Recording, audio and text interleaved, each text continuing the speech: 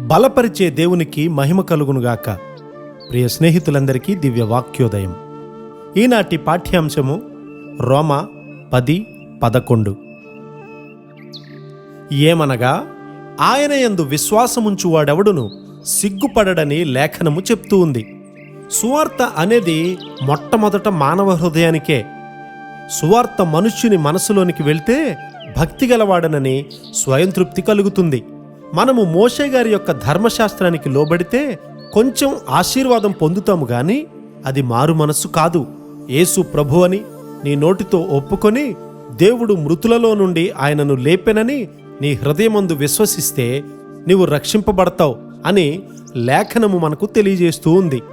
నీ హృదయము సువార్త కొరకు చేయబడింది. సువార్త చేరినప్పుడు మాత్రమే హృదయము తృప్తిపడుతుంది. దేవుడు అనగా మనుష్య రూపము కలిగిన యేసుక్రీస్తు వారు మరణించడానికి కారణము నీ పాపమే అనే సువార్త నీవు తప్పకుండా నమ్మాలి. ఒక తల్లి క్రియ వల్ల తన బిడ్డకు మరణం వస్తే ఆమె తన జీవిత కాలమంతా ఏడుస్తూనే ఉంటుంది. నీ పాపమే యేసుక్రీస్తు వారికి మరణాన్ని తీసుకొచ్చింది. అది నీ హృదయంలోకి ప్రవేశించిందా? అది చేయి ఇది చేయి అనేది సువార్త అని అనేక మంది అనుకుంటారు. కాదు కాదు, అది మోషే ధర్మశాస్త్రం. అదెప్పుడూ కూడా ప్రేమను ఇవ్వదు. ఎలాంటి ఆకర్షణ లేని వారిని సహితము ప్రేమించినప్పుడు మాత్రమే ఒక క్రైస్తవుడు నిజంగా విడిపింపబడినట్లు. నిన్ను ప్రేమ మెట్టులోకి పైకి లేపే విధంగా యేసుక్రీస్తు వారు మరణించారు.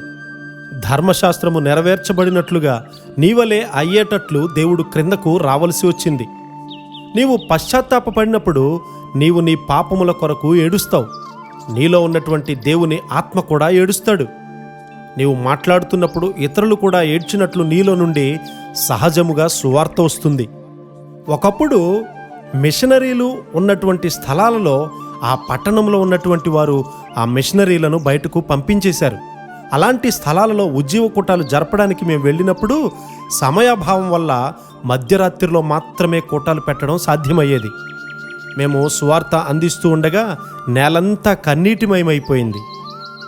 ఒక మనుష్యుడు నిజంగా మారు మనసు పొంది ప్రసంగిస్తే హృదయ రహస్యాలు బయలుపరచబడతాయి. కాబట్టి వచ్చి విన్నవారు నీలో దేవుడు ఉన్నాడని గ్రహిస్తారు. అంతేకాక వారి హృదయము లోతైంది కాబట్టి పశ్చాత్తాపంతో దానిని త్రవ్వినట్లయితే పరిశుద్ధాత్ముడు నివసించే ప్రదేశంగా ఆ హృదయం మారిపోతుంది. నీ పాపాలను పూర్తిగా త్రవ్వి బయటకు తీసినట్లయితే నీవొక నూతన సృష్టిగా మారిపోతావు. అట్టి కృపాధన్యత దేవుడు మనందరికీ సమృద్ధిగా అనుగ్రహించునుగాక. ఆమెన్.